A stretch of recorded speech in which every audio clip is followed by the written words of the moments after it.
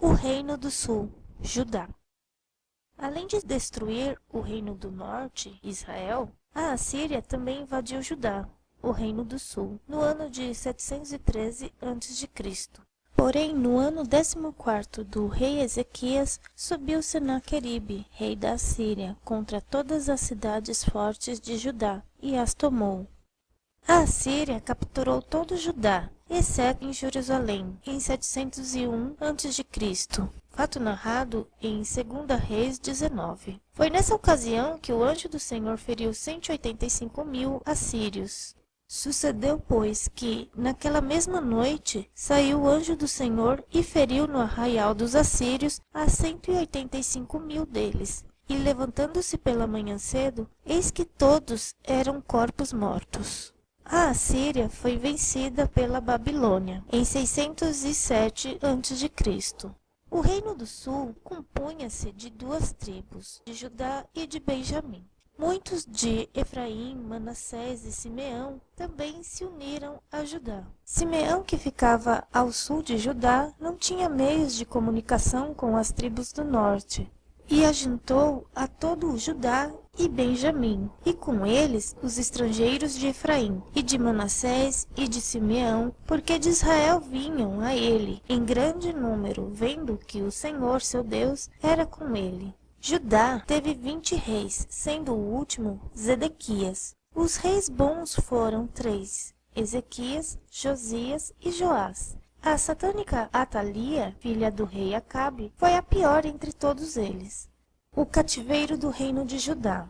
O reino de Judá foi levado em cativeiro para a Babilônia em 3 principais levas sucessivas de cativos. A primeira foi em 606 a.C., quando Nabucodonosor, um dos maiores monarcas de todos os tempos, subjugou e prendeu Jeoaquim, rei de Judá. Levou cativos os membros da família real, inclusive o Daniel. No ano 3º do reinado de Jeoaquim, rei de Judá, veio Nabucodonosor, rei da Babilônia, a Jerusalém e a sitiou. E o Senhor entregou nas suas mãos a Jeoaquim, rei de Judá, e uma parte dos utensílios da casa de Deus. E ele os levou para a terra de Sinar, para a casa do seu Deus, e pôs os utensílios na casa do tesouro do seu Deus. E disse o rei a Aspenaz, chefe dos seus eunucos, que trouxesse algum dos filhos de Israel e da linhagem real e dos nobres. E entre eles se achavam dos filhos de Judá, Daniel, Ananias, Misael e Azarias. A contagem dos 70 anos de exílio começou nesta data, em 606 a.C. 3 anos após, Jeoaquim rebelou-se contra a Babilônia. Nos dias de Jeoaquim, subiu Nabucodonosor, rei da Babilônia, contra ele, e Jeoaquim ficou 3 anos seu servo. Depois se virou e se revoltou contra ele. Em 597 a.C., Nabucodonosor voltou e saqueou o templo. Levou em cativeiro o rei Joaquim, filho de Jeoaquim, além de 10.000 outros judeus, entre príncipes, oficiais e líderes da aristocracia judaica. Pôs Zedequias, irmão de Joaquim, como rei, em lugar dele. Nesta levas de cativo foi também o profeta Ezequiel. Então saiu Joaquim, rei de Judá, ao rei da Babilônia, ele e sua mãe, e seus servos, e seus príncipes, e seus eunucos, e o rei da Babilônia o levou preso, no ano 8º de seu reinado. E tirou dali todos os tesouros da casa do Senhor, e os tesouros da casa do rei, e fendeu todos os utensílios de ouro que fizera Salomão, rei de Israel, no templo do Senhor, como o Senhor tinha dito. E transportou a toda a Jerusalém, como também os príncipes e todos os homens valorosos, 10.000 presos, e todos os carpinteiros e ferreiros, ninguém ficou, senão o povo pobre da terra. Em 587 a.C., as tropas de Nabucodonosor voltaram a atacar Jerusalém. Após 1 ano e meio de cerco, romperam os muros da cidade e a incendiaram, inclusive o templo e os edifícios públicos. Massacraram a população, furaram os olhos de Zedequias, o rei vassalo que ocupava o trono, e o levaram algemado com numerosos outros cativos para a Babilônia, juntamente com os utensílios do templo. Deixaram somente a população pobre da terra para cuidar da lavoura.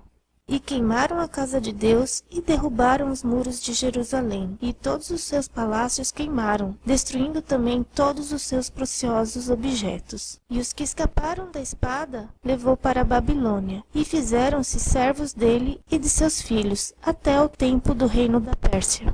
5 anos depois, em 582 a.C., as mesmas tropas voltaram pela terceira vez para novo castigo. Levaram mais cativos porque o povo deixado na terra estava fugindo para o Egito. No ano 23º de Nabucodonosor, Nebuzaradã, capitão da guarda, levou cativos, dentre os judeus, 745 almas, e todas as almas são 4.600. Isaías e Miqueias predisseram este cativeiro 100 anos antes do seu acontecimento. O profeta Jeremias predissera que sua duração seria de 70 anos, e toda esta terra virá a ser um deserto e um espanto, e estas nações servirão ao rei da Babilônia 70 anos.